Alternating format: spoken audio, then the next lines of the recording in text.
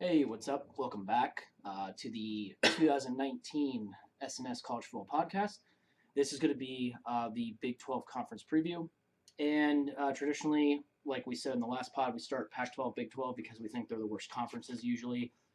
We said for the Pac 12, that might not be the case this year. We think it's actually a pretty good conference. You know, when I actually was going through this conference, Addison, I don't think it's actually as bad. I think it's really bad at the bottom, but Me it's too. actually I think it's a little deeper than what I first thought.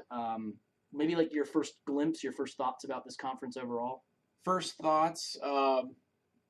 Before I'd done any in-depth research into the conference, I was thinking that probably I would have Oklahoma as a heavy favorite.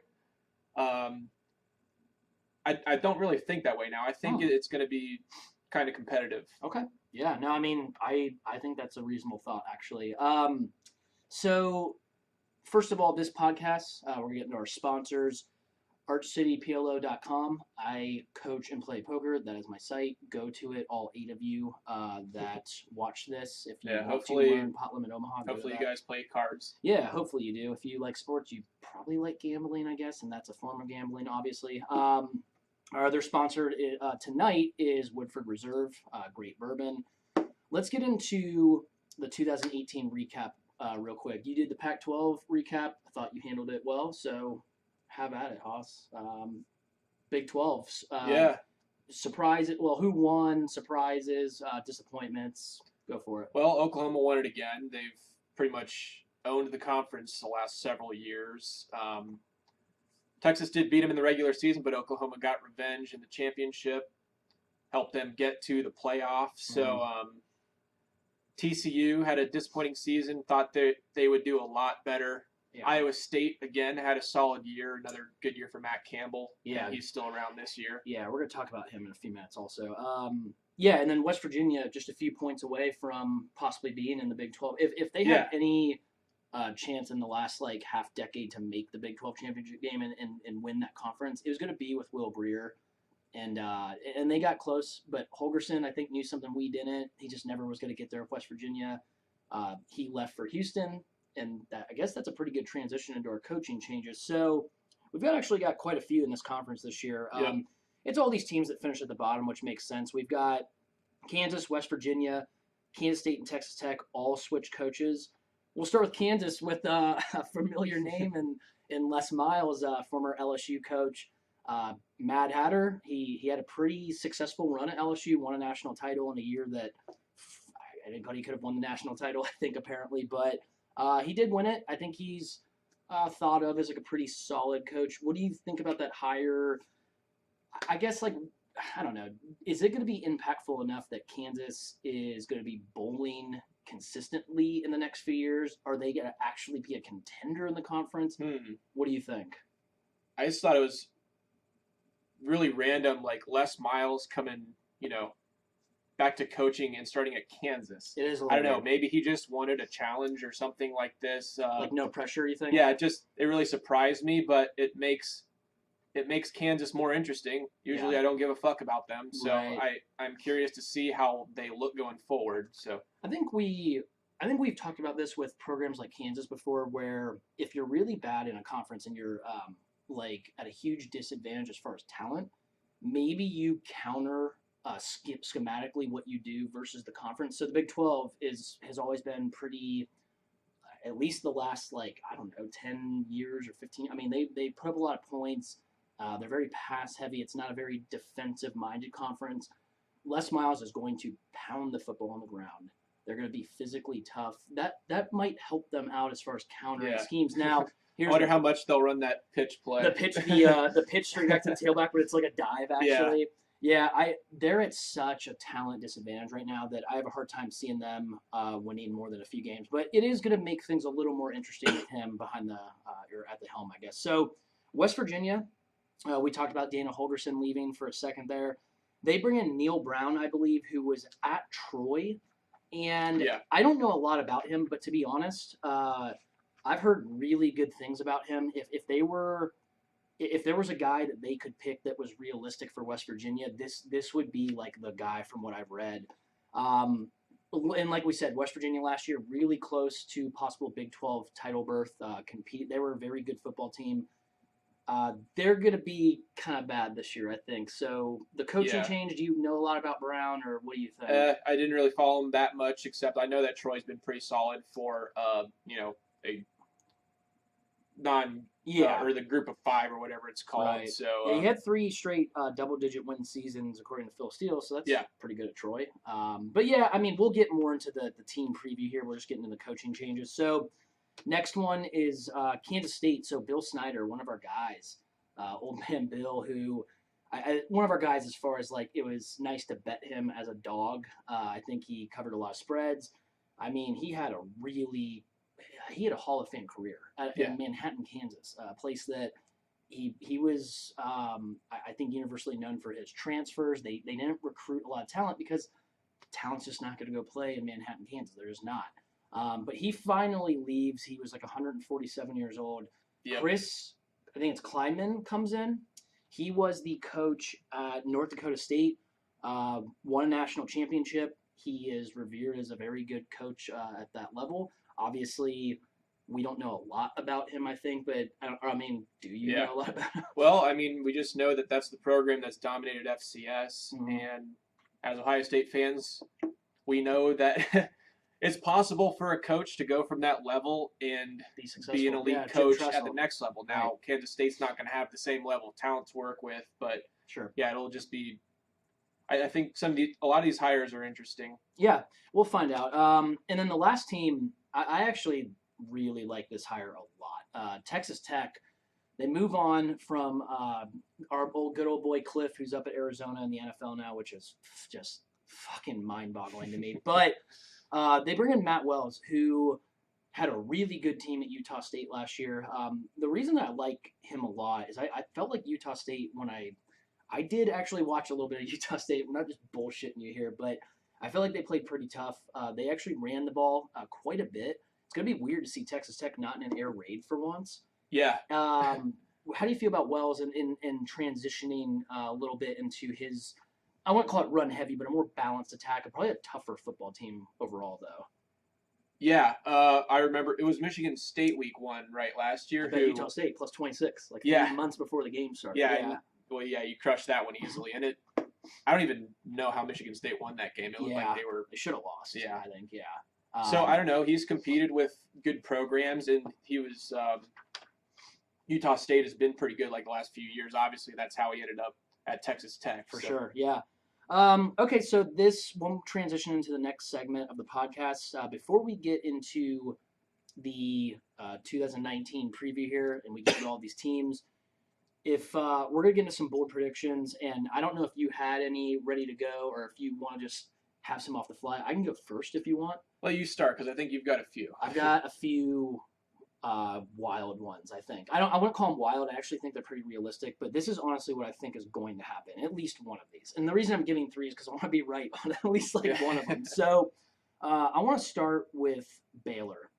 Last year, I didn't review last year's podcast for the Big 12, but I remember saying that I thought Matt Rule would have Baylor as a Big 12 contender within the next 3 to 4 years. Now, that still could happen, but this is my prediction, and this might be a little spoiler for how I feel about Penn State coming up in the next few years. I actually think Matt Rule in the next 3 years is going to be the head coach at Penn State. I think he's going to do a good enough job at Baylor, and I think my boy, and by my boy, I mean that asshole James Franklin at Penn State is going to not do as good of a job with all the talent he's recruiting. I think he's going to be out for whatever reason. I think Matt Rule, Penn State alum, is going to come in, restore that program back to, even though, look, I'm not saying Penn State's been bad. They've been a couple plays away from, and they won a Big 12 or Big 10 title in 16 or whatever. They've been a couple blown, I think, head coaching calls and decisions away from, beating OSU a couple times and possibly winning the East. But I think that they're going to get fed up with Franklin. I think Penn State's going to disappoint the next few years. I think Matt Rule's the next guy in line. Now, that one's my, I would say my least. I didn't know he was a Penn State alum either. Yeah, I would say that's my least likely of the next 2. But I got 2 more real quick. Iowa State, he referenced Matt Campbell. Now, this was a coach, as OSU fans, that we felt like it was between Ryan Day and Matt Campbell for that head coaching opening when Urban Meyer decided to retire. Matt Campbell is, I believe, from Ohio. He went to Mount Union. He coached at Toledo. I think, unfortunately for OSU fans, we're going to get Dave from New Orleans on the line here also. Dave from New Orleans is now joining us in the pod. Hello, sir. Say hello to the loyal subscribers. Oh, shit. Is the volume not on? You there, man? He had the volume way down. All right, now talk. Oh, wait. All right, speaker. That's why. Oh, yeah. There we go. We had some technical difficulties, but now he is on. Dude, what's up? How are you? I guess since I'm moving to Texas, like, do I have to be both the Big 12 and the SEC expert? I would want my typical SEC and LSU insider info for now, but I do absolutely expect you to cover both coming up here. You're not allowed to slack just because you're moving, man. Yeah, you should also go to some high school football games around there and tell us about the prospects. The Houston Cougars and the Rice Owls as well. Hey, man, Dana Holgorsen. We just talked about Dana Holgorsen leaving West Virginia for Houston. Yeah, you're going to have possibly a decently exciting program at Houston there. And I'm not going to care. Yeah, we don't care, but at least for their fans, if they have any. So, Tolman, I was just getting into my 3 bold predictions for this conference. My first bold prediction, which is my least likely, up to my most likely to happen prediction for coaching changes. I have Baylor coach Matt Rule, who is a Penn State alum. I have him as the head coach of Penn State within the next 3 years. Do you think that's super crazy, or do you think Franklin does a good enough job that he actually stays there? I don't think it's super crazy. I think it. I don't know. I guess it just depends on how well Franklin does. Yeah. With some of the good recruiting classes he's had. All right. I wouldn't say Franklin's on the hot seat right now, but that seems not too crazy. Okay, this is my second most likely. I think I know where you're going with this. This is my second most likely to happen. I just said Matt Campbell, Ohio guy. He coached at Mount Union. He coached at Toledo. He was probably the choice if Ryan Day was not going to be the head coach of Ohio State. In the next 2 years, unfortunately, I think for Ohio State fans, Matt Campbell is going to be the head football coach at the University of Michigan. I think that's not what I was thinking. Oh. Hey, Corey. Get him on speaker. Who else? Yeah. Who else do we got on the hotline here? We got everyone Corey now. from Denver. We got Corey from Denver. We got everyone. We got Dave from New Besides Orleans. Steele, but... And because Steele's a father and he's in bed by 5 p.m. and he's blowing it. So Corey from Denver, what's up, man?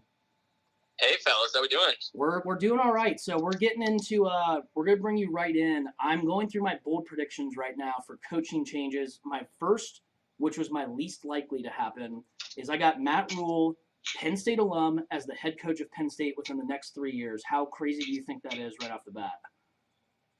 Oh, I don't know if it's super crazy. I don't necessarily see the trajectory of Penn State going so badly that they're going to be looking to change coaches the next 3 years. That's the questionable part. Yeah, I would say that from like all the people that know what they're talking about, they seem to think that Penn State is actually going to be pretty legit this year, which I think they'll be pretty good when we get into the Big Ten preview. And I think they feel the same way. So it's my least likely bold prediction, but James Franklin's kind of proven to have made some head-scratching decisions in game a lot of the time, and I don't know if their administration is going to get fed up with that or what. But here's my... He got in a yelling match with a fan leaving the field last year. He sucks, man. Game. So here's the next one, Corey, and I just told Addison and Dave from New Orleans about this. I have Matt Campbell, Ohio guy, played at Mount Union, coached at Toledo, and I think he was like the 1B choice for Ohio State fans. I don't know about their administration as far as head coach replacing Urban. I have Matt Campbell in the next 2 years as the new head coach at the University of Michigan. How crazy is that? Crazy. They both went crazy immediately. That's interesting. You made me. That's not what I was thinking you were going to say, but you made me think of something. What do you think? Go ahead. Ryan Day takes an NFL job, and Matt Campbell goes to OSU. Yeah, that might actually be. That could be more realistic. It depends, obviously, if OSU smashes. But yeah. Here's a better question: who gets an NFL job first, Ryan Day or Campbell? I'd say Ryan Day. Yeah, I think Day.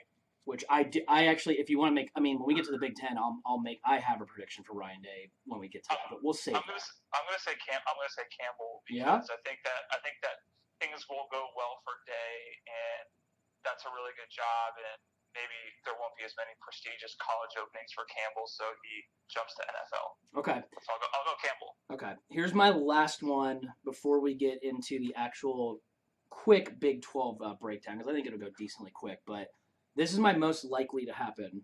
I love Lincoln Riley as a head coach, and I think Oklahoma, if he's there the next, let's say, 5 years, I think they're going to win a national title the next 5 years if he's there. That's not my bold prediction, though, and I don't think that's going to happen because I think that Lincoln Riley is going to be the head coach of the Dallas Cowboys starting next season. How crazy is that?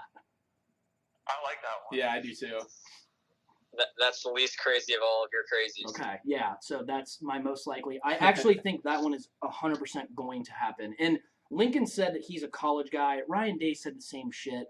When these guys realize that they can get paid more to not have to recruit, to not have to deal with the NCAA, not deal with like students flirting with tutors and stuff, they just get to coach football. And I think that's appealing to most every coach. The NFL's thought Seems like a Jerry Jones move to me. Oh, 100%. Are you shitting me? Yeah. So, yeah, those are my three predictions. I think those guys, in order, is least likely to most likely. But let's go ahead now and get into the actual 2019 Big 12 breakdown. So, according to Phil Steele's forecasts, we've got teams at the top as far as Oklahoma and Texas. He seems to have 1A, 1B. TCU, Iowa State, Baylor, Oklahoma State in order after that. Now, after those teams, I think the rest of the teams we can pretty much agree that they probably have no shot at competing to make the Big 12 title game. But I think amongst those six, you might be able to argue that there's a chance for, like maybe, Oklahoma State, Baylor don't have as much of a chance, obviously. But I think in their top four, there's a little bit of competitiveness there. So, Addison, we'll start with you. Let's just go down the list of the teams that matter the most. Let's start with Oklahoma. Your thoughts on them this year? Well, obviously the big news in the offseason was Jalen Hurts transferring to Oklahoma. I expect the offense to still be elite. Most likely, they do lose 4 of their O-linemen. That's been an elite group the last few years, so that will be interesting. Definitely a question mark there. But all the skill positions, they're absolutely loaded. CeeDee Lamb, I'm pretty sure everyone on the pod, that's one of our favorite receivers in the country. Love CeeDee. Yeah, I hope the Dolphins get him when they suck and they can draft him. But the defense was absolutely atrocious. And honestly, they were lucky to not lose a few games that they won last year just because of how bad their defense was. Their offense if their offense didn't average 50 points a game in Big 12 play, they could have lost a few more. So I can see if the defense is not better and the offensive production drops a little bit, I still think it'll be really good. But if it drops a little bit, some of those wins could turn to losses, and it could be, the gap is not as big at the top as it's been the last few years. Well, let me ask you this. It's not like a counterpoint necessarily, but with Jalen Hurts in there, there's probably going to be more of a ground attack than it would be like a passing attack, right? And I'm not dogging him I think he's going to be actually pretty good under Lincoln as a passer, but if they are able to run it a little bit more, probably keeps the defense off the field. They do bring in our guy, Alex Grinch, who knows how much fucking responsibility Just a little pit stop at OSU who knows last year. what his role actually was at OSU. I've been listening to Zach Smith's podcast to try to figure that shit out, but when he wasn't there last year, but he would know more than we would. But I think that we'll see. It seems like they bring back actually 8 starters on defense, and we've said this before on this podcast, returning starters doesn't mean shit if you were horrific the year before. Now these guys are talented though, which is different than the smaller schools that bring back a lot of guys because they don't leave early from the NFL. Yeah. But I think you make a good point. They haven't played well. Let's see. Yeah. Maybe Grinch can do something different that improves them, but right. I don't know. They were trash last year. Tolman, you have anything to add as far as just previewing Oklahoma? No, I think them and Texas are by far the 2 best teams in the Big 12. They'll play in the title game. Okay, Corey, anything to add about as far as Oklahoma, or do we want to move on to maybe talking about Texas a little more specifically? There's one little tidbit on Oklahoma I'm curious about. So we all know that Jalen Hurts is he's a fine quarterback, right? Did racked up a lot of wins at Alabama, but Oklahoma has a star-studded freshman quarterback who I could see getting some reps, and I'm just curious if things start to get a little sideways, and let's say they lose to, maybe a team they're not supposed to, like a Baylor, right, in the middle of the year, and the offense is not looking quite as crisp as it did the last 3 years under, 2 Heisman Trophy winners. Do they start to give this true freshman Spencer Rattler some touches, because he's far more of a pure passer than Jalen Hurts will ever be? So Jalen Hurts goes down in history as the quarterback that gets unseated by 5. I mean, Yeah. I don't think it's far fetched. I really do think that the offense that we've seen Oklahoma run the past 3 years under Lincoln Riley will be far better with Spencer Rattler eventually. Whether or not he can take the reins as a true freshman, that's I think a big question mark in a storyline to kind of keep an eye on. I like that thought. This Rattler kid, he was the #1 quarterback coming in, right? Yeah, by I think most rankings, he was the #1 quarterback. He's ranked 99 by 247 composite, so he's like the Trevor Lawrence of this most recent recruiting class. Okay. Yeah. No. that is a good point. What they've been running. Yeah, he would. That type of player would be a better fit. Yeah, it's a matter of is he ready? Right. Okay. We'll move on from Oklahoma then. I think we feel like they're definitely a contender in the conference. Obviously. We'll go to the next team, which is the obvious, I think, probably, I would say universally thought as the second contender, Texas Longhorns. They had kind of a weird year last year. They started off by losing to Maryland again. Thank God they don't play them for a third straight year. But, they had some decent wins. They still lost 4 games overall. I guess I'll start with you, Corey, this time, just so Addison's not always just taking over. But what do you think about Texas this year? Do you feel like they are right up there with Oklahoma as the co-favorite, or do you think they're a little overrated, possibly? I think before I started kind of reading some of the preview magazines and digging into things, I was a little bit I was high on Texas. I think I was drinking a little bit of the Kool-Aid from the bowl game against Georgia last year, and they got Ellinger coming back, and Tom Herman is for better or worse a pretty good coach, and so I was and then I started looking at kind of what they're bringing back, and they do lose quite a bit here, both sides of the ball.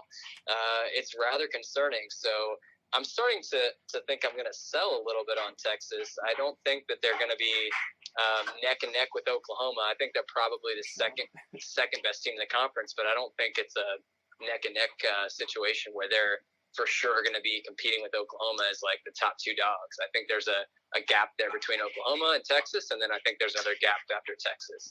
Okay. Hey, Tolman, are you building a shed? What the fuck is going on?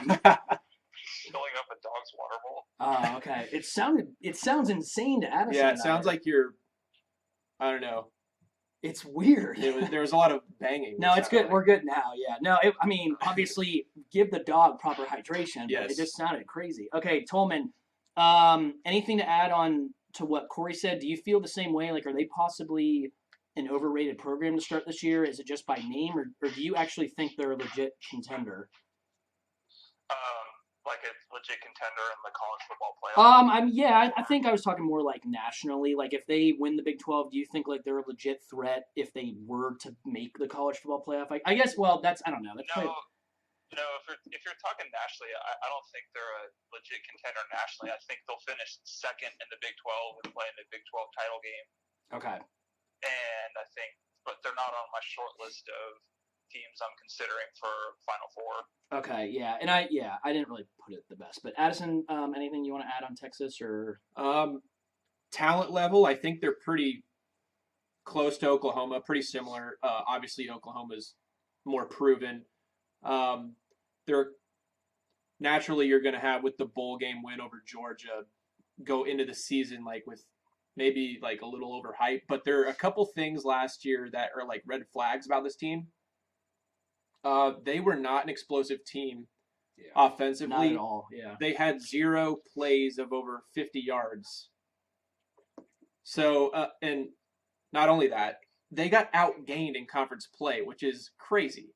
Like, elite teams do not get outgained over the course of a conference season. Yeah. So, I mean, that's interesting stats that make me want to sell them a little bit. Yeah, I honestly, guys, I think we're on the same page, and I might even be even more to the extreme of like, and this is nothing. I don't have any issues with like Texas football. I think Tom Herman's good as like an underdog. I don't know if he's just like that good of a motivator. I think he's a pretty good offensive mind. Obviously, like his track record's pretty good as far as offense.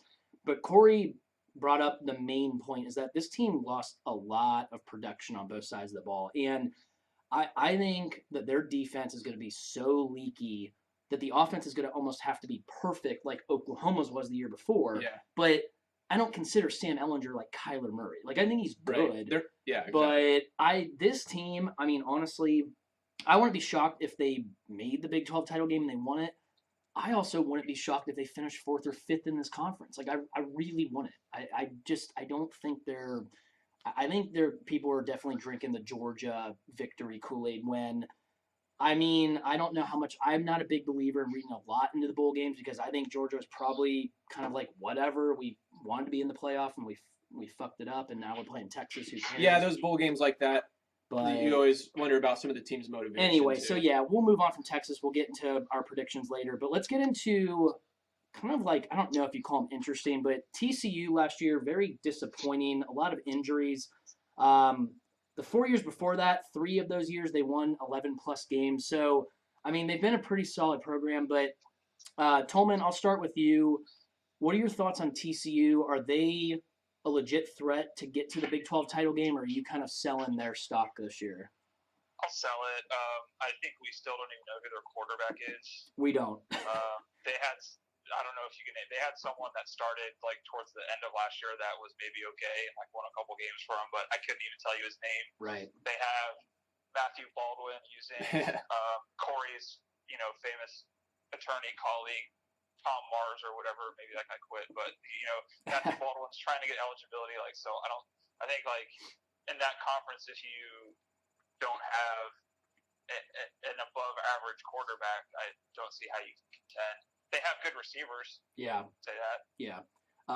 Addison, anything to add as far as what are your thoughts on TCU? Are they, same question I gave for all of you guys, is TCU legit Big 12 contender, or are we thinking they're just kind of going to be middle of the road again?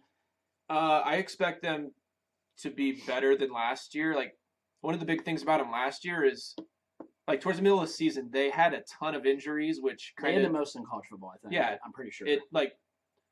They had really shaky at best quarterback play. They played like 3 or 4 different quarterbacks, so it was just a mess. There was like no consistency there.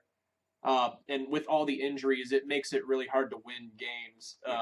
In conference play, they averaged 19 points per game, which in the Big 12 is like fucking terrible. Yeah, that's bad. So you're gonna really struggle if you do Jesus that. Christ, that's bad. Yeah. Go ahead.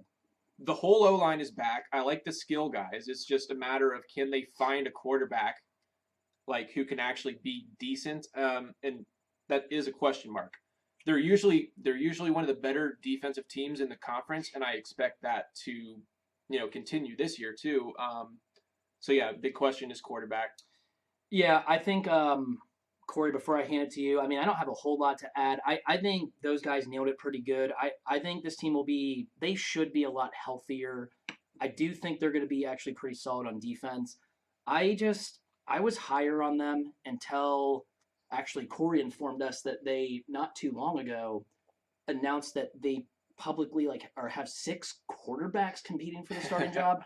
I mean, that's the biggest red flag We have you no could idea who it's possibly gonna be. have. I don't see them finding somebody that's going to be the guy they're looking for, and I think that's going to hold them back.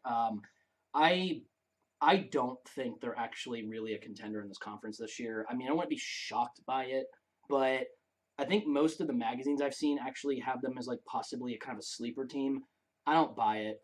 Corey, anything you want to add on TCU? I mean, let's just keep harping on the quarterback situation. Here we go from having Sean Robinson, who was woeful. I mean, he was terrible last year, just absolutely terrible. Let's not sugarcoat it. Yeah. So now your situation is, let me just go ahead and read this depth chart, and you take your pick. Like, so we've got Mike Collins, which is the guy that David was mentioning, who played a little bit last year in spare of Sean Robinson, I think due to injury, and he had a 55%.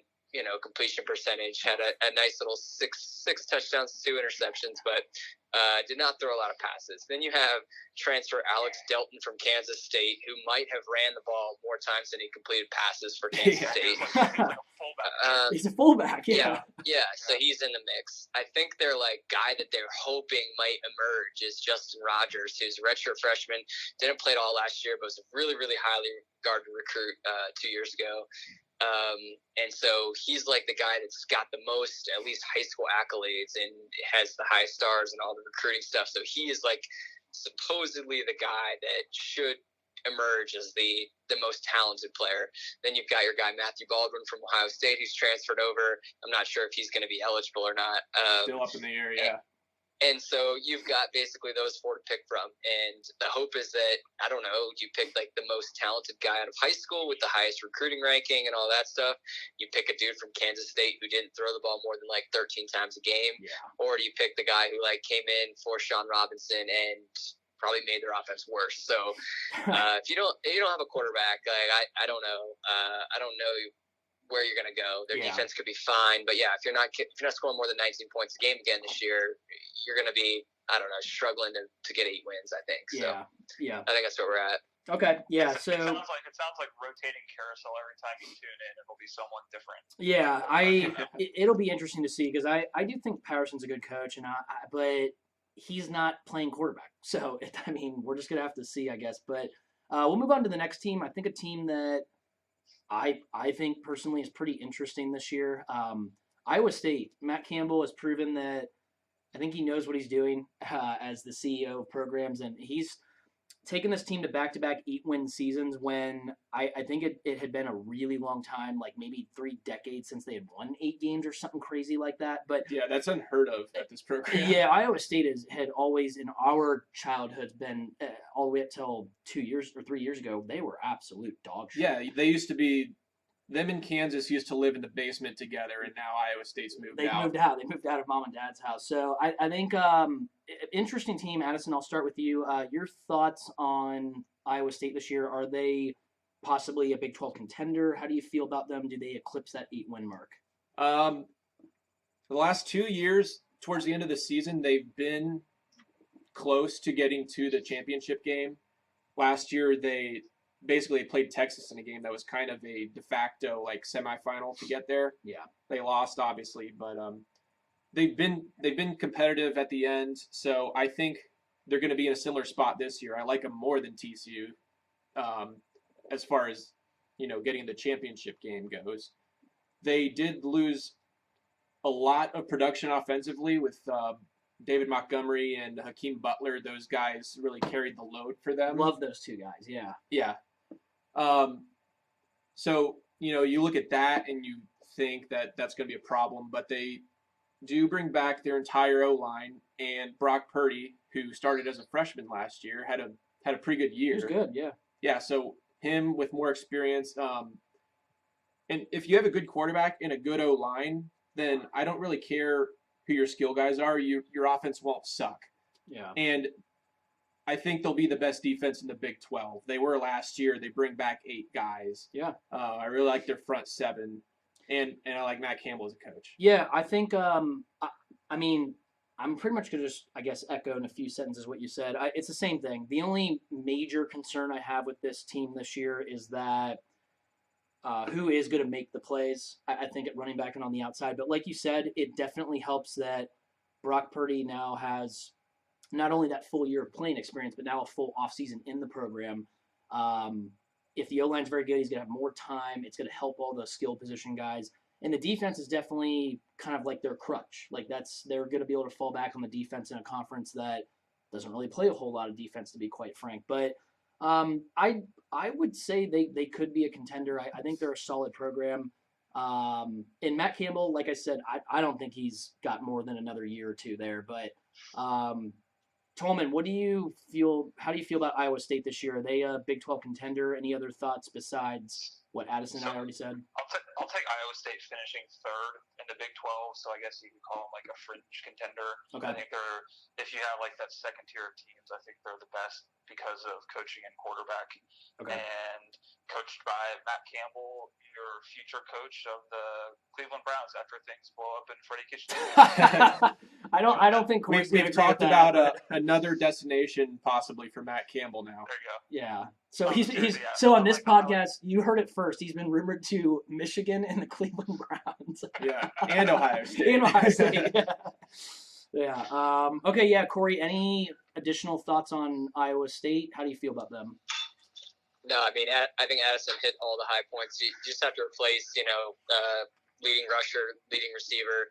The offense should be okay if you can do that. I mean, you got the returning all the linemen, O-line back. Right. Freshman quarterback is back. He's a sophomore now, but he plays freshman. So Right. everything should be good. Defense will be good. I think they're a legitimate Big 12 contender. Okay.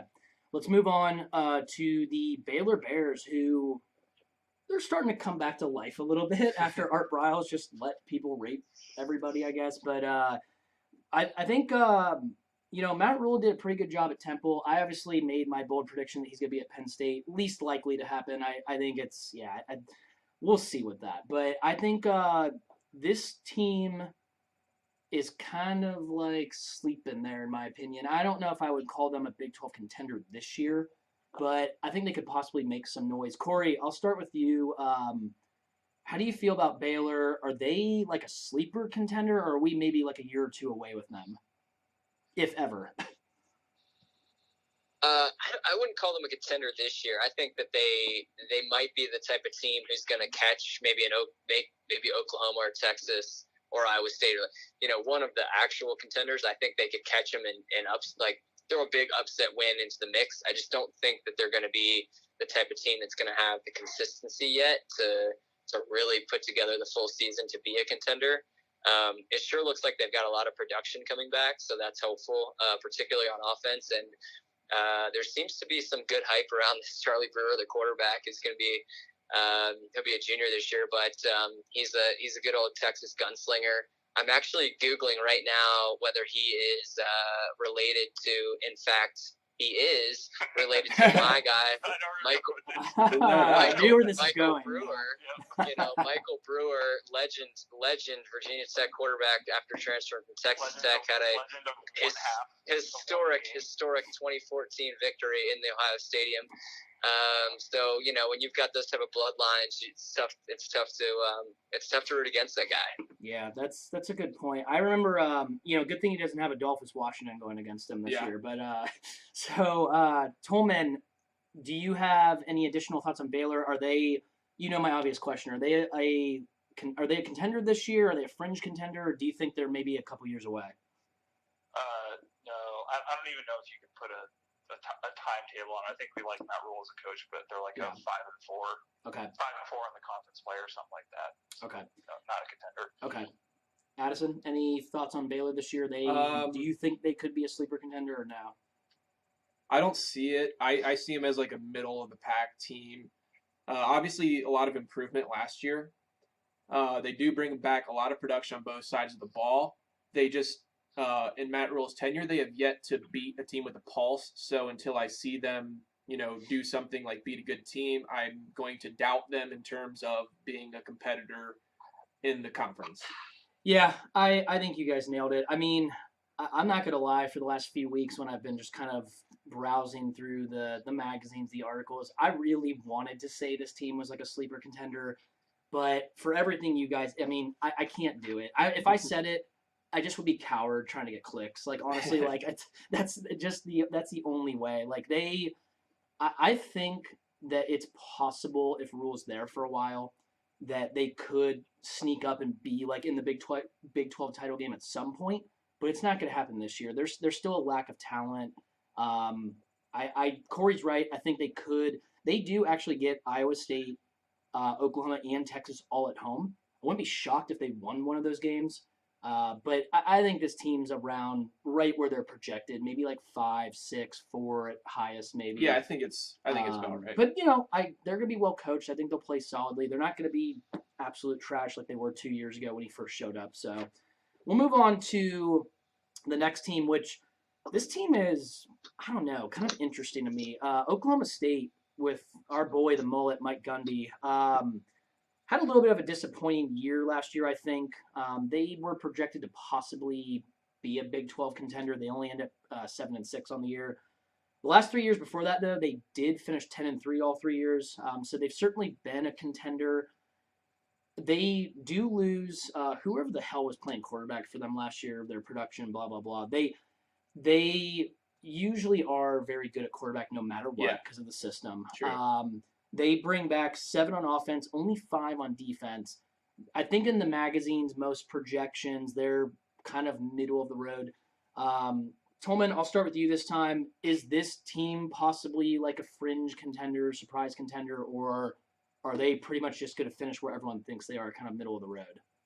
No, I don't think they're a contender. I think they'll finish in the top half. I think you can trust Mike Gundy to have a good quarterback. I think they have one of the top running backs in the Big 12, so their offense is going to be pretty solid as usual. But it's just going to be like same old. A couple of disappointing losses. An obvious loss to probably both Oklahoma and Texas, and they finish something like 8-4, like they usually do. Okay. Yeah. Corey, anything particular you want to add on Oklahoma State, or how do you feel about them? Yeah, I just actually wanted to take a quick second to back up. I was looking at Baylor's projected margins against some of the top teams, and I was like, yeah, Iowa State's a definite title contender for the Big 12, and we're talking about maybe them upsetting Texas or Oklahoma. It's funny enough. I mean, put as much stock as you want to Bill C, our friend Bill C's numbers. But right now he's got Baylor projected as a favorite over Iowa State and Texas. What? Projected underdog against Oklahoma. Yeah, mind you, Nick mentioned that all 3 of those games would be at Baylor. So it's just funny, if they could catch one of those 3 teams. I don't know. Maybe they will have a little bit better season than we expect. So that's something to keep an eye on. Yeah, I think to add to that, Phil Steele does mention that he thinks this team could be like a surprise contender in November, like as late as November in this conference. So yeah, who knows? Maybe we're we're undervaluing Baylor a little bit, but apparently we don't really give a fuck about Oklahoma State because we just stop talking about them. But yeah, I mean, Corey, any thoughts on Oklahoma State before we move on to our the next team or whatever? The quick thoughts on Oklahoma State is they're always known for having a pretty prolific offense.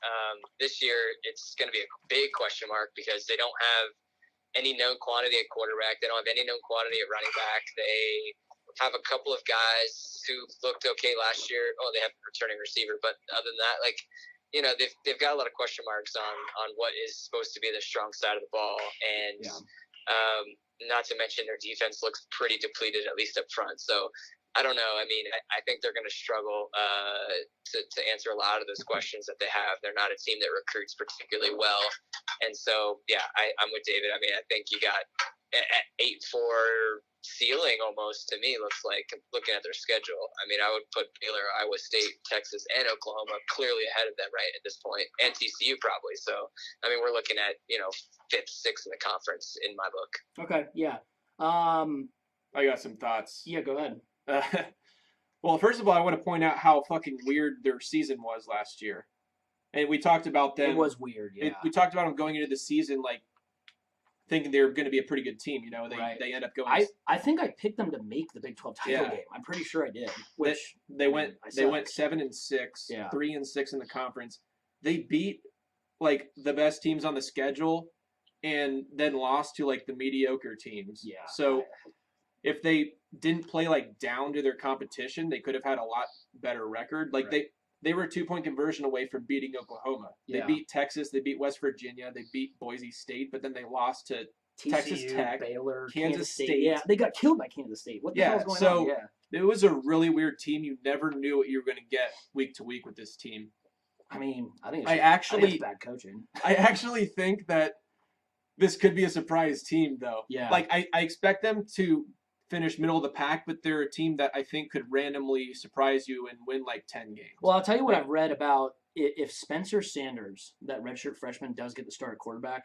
He apparently is the fastest guy on the team Yeah, and has a cannon arm. yeah, that's So, like, crazy. I mean, if this kid's like kind of lightning in the bottle, like I'm not gonna say he's Kyler Murray, but like if he's in that mold, yeah, this team could win like 9, Yeah. 10 games, but So I you got don't him, see that and happening. and everyone's talked about Gundy Yeah. in quarterbacks. I do trust him there. So Right. if the Sanders kid like ends up being good, they've got Tylan Wallace, All-American receiver. Dylan Stoner's not bad, yeah. Yeah, they've got a good receiving core. Chuba Hubbard, the running back who was the backup last year, actually played a lot. He's back, so What the hell is a cowboy position? Phil has it there. It says CWBY. I'm assuming that's cowboy. yeah. Is that like a hybrid tight end? Like, what does that even? Is that like H-back for us? I don't know, but he's Cowboy? a returning starter. So they've got the cowboy Okay, back. Whatever that means. They got 4 linemen back. Yeah. I don't Okay. know if they can get back to being Sure. an elite offense like we were used to seeing them in the past. I mean, this is a program that's won 10 or more games 6 times in the past 9 years. Yeah. Okay. So if we kind of forget about them, maybe they surprise us again. Sure. Okay. Fair enough. So teams 7 through 10. If there's no objection, I don't really think we need to cover them individually. Texas Tech, Kansas State, West Virginia, and Kansas. Addison and I, before you two guys jumped on, we covered their coaching changes, but we don't think they are at all contenders. Do either of you two guys want to talk about any of those teams, or do you just want to move on to Yes, can we please talk about Kansas football? If you want to plug a little Les Miles, you go ahead. Kansas football is outside my purview, but you go I ahead. don't want to plug Les Miles, but all I want to say is that you used to go through the Big 12 schedule, and maybe you'd be worried about some strange upset because of Bill Snyder's different style of coaching in Manhattan, and you probably don't have to worry about that, at least for now. But maybe that's been replaced. You got now Les Miles who's bringing in probably a different style to Kansas, so maybe Les Miles plays a little bit of a spoiler here and there. So all I'd say about Kansas Jayhawks football is that maybe a little bit of interest from like a betting perspective to stay within some spreads when they're underdogs. That's all I'd say. I would keep an eye on them for that. Addison and I did say, I don't know if it's, I don't know in year one if he's going to be able to do a lot of that. Maybe you're right. I do agree, though, that Addison and I did mention that we think that it's possible that this team actually could be somewhat competitive as far as like just being like a team that goes bowling sometimes. Like maybe they finish kind of middle of the road, specifically because Les Miles schematically is going to do completely different from what the Big 12 does. They're going to pound the rock. They're going to probably play pretty physical. Like maybe he is able to, I don't know. Like they're going to be at such a talent disadvantage that maybe he can counter it by being schematically just different from the conference. But I mean, year one, I'm not sure. It seems like they're supposed to be pretty like god awful again, but yeah, we'll see as we move along the season. You might be right. Maybe they cover some spreads. When I was doing my research for this podcast, I googled I started googling is Les Miles going to run a Big 12 up? And then before I could hit enter, I was like, nah. I just watched him for like 6 years living down here. Yeah, I hope he tweets more. They're gonna get that toss sweep dive on first and second down every time. we did bring up the But that toss guy sweep. Coco Williams is pretty good. Yeah. Okay, so Tolman Les Miles, I thought actually gives you a reason to watch Kansas football, I guess, because normally I wouldn't give a fuck, but I do just want to see what they look like now. That, and also, like I said, I'm like interested in them from like a gambling perspective, just because I think they could, because of weird Les Miles things, cover some spreads. okay. We'll move on to the last part of this podcast. I just want to go ahead. a couple things. Yeah, no, sorry, go ahead. Texas Tech, I think it's funny that how much Kingsbury failed upward, getting fired, and then ending up with an NFL coaching He position. got worse as the years went on at Texas Tech. Yeah, it's weird. So, good job. Yeah. And then West Virginia, just like how are you losing a coach to a team that's not even in the Power Five? I don't know. And good they've question. been decent. Yeah. Or they've been better than decent. No, They've been pretty I good. would think he would want. It has to be something like he doesn't get along with the AD or administrative wise. Like there's something going on there because it makes no sense to go to Houston. So, who knows though? Maybe Dana feels like at Houston you can get away with whatever the fuck you want. Yeah. So I don't know. Quick betting tidbit on Kansas football though. Yeah. Last I checked, Kansas plays on turf. So I don't know if Les is going to be the same guy if he's eating turf. Ooh, that's a Yeah. good point. Yeah, he could be eating that grass. They ain't gonna be able to slow teams down either. He's That's gonna kind have of to. interesting. He's gonna have to bring some with him. Yeah, that'll be interesting. I've noticed he's like, I think he like dyes his hair now. It's like a He whole different does. guy. He looks It's weird. He looks like a completely different Yeah, person. it's really strange. I wish he. It's ever since he had that starring role in Sharknado 4. Yeah, right. Yeah. Also, Got that Hollywood look. another funny thing about Les Miles, he like I used to like his tweets because he was great at tweeting because they were his so. tweets were hilarious because the grammar was so bad Very and they were good. just random. Yeah. And so I was looking at his Twitter recently. He doesn't tweet nearly as much and it's not as funny, but he like tweeted the same exact thing like 5 times in one day, and it was just like Rock Chalk Jayhawk. He just like kept saying it over and Yeah, he over. just says it. Yeah, he is a wild guy. So yeah, it's good transition, I guess, into what actually matters in this conference. Who is going to play in the championship game? Who wins this conference? Tolman, you pretty much kind of spoiled it early on, but you seem to have Oklahoma and Texas playing each other. Who wins the Big 12 this year? So I have Oklahoma winning the Big 12 again. For me, this was the easiest conference to pick division title game, and yeah, I have Oklahoma winning, and they're on my short list for playoff contender. Okay, Corey, same question, man. Oh, sorry, I was on mute. So I got Oklahoma winning it, but I do not have Texas making it. I'm gonna go with the Iowa State Cyclones, and Iowa State versus Oklahoma. Oklahoma wins. Okay, Addison, your championship game, your pick. Strong agreement with Corey here. I think Matt Campbell finally breaks through, gets to the championship game, but Oklahoma wins the conference. Man, I thought I was going to be the only one with that. Same thing. Oh, yeah. I've got Oklahoma playing Iowa State. I think Texas is a tad bit overrated, maybe quite a bit overrated this year. I just like Iowa State from a coaching perspective. I think their defense is going to be really strong. I think they're going to struggle at times to maybe make some explosive plays, but they're going to do good enough to get to the title game. But I love what Lincoln Riley's doing. I think Hurts is, in fact, going to be the starter the whole year. And I think they're going to be I think they'll be better on defense. I think the offense is going to be not as good as it was the last 2 years, obviously, but I still think it's going to be something to watch. And I do think this team is a potential playoff contender. So yeah, one thing interesting about that matchup. So Jalen Hurts, what we've seen him struggle was against like teams with they were elite defenses like Clemson, Georgia, Auburn, like teams that could load the box, take away the run, and put a ton of pressure on him. He panicked in those situations. Yeah. Oklahoma loses 4 O-linemen. That's a good defense, good front seven. Iowa State. If they can do something like that, it's an interesting matchup. Sure. Yeah. No, I mean, there's definitely some questions as far as, I think the thing with Oklahoma is we just assume that their O-line coach is considered one of the best in the country by far. Yeah, so you give them some benefit of the doubt. You give them a little bit of the benefit of the doubt. But yeah, if let's say they don't come together and they do drop a game, say like, I don't know, Corey's guys at UCLA week 3, or they lose to, I don't know, this schedule's pretty weak in the middle. I mean, they got Texas October 12th, but besides that, I mean, it looks like they should be all right to get to the Big 12 title game. But yeah, so it seems like we're all. It scares me a little bit that we're all unanimous on a Pac-12 or on a conference champion again, because we all had Oregon winning the Pac-12. Well, this could be one of the.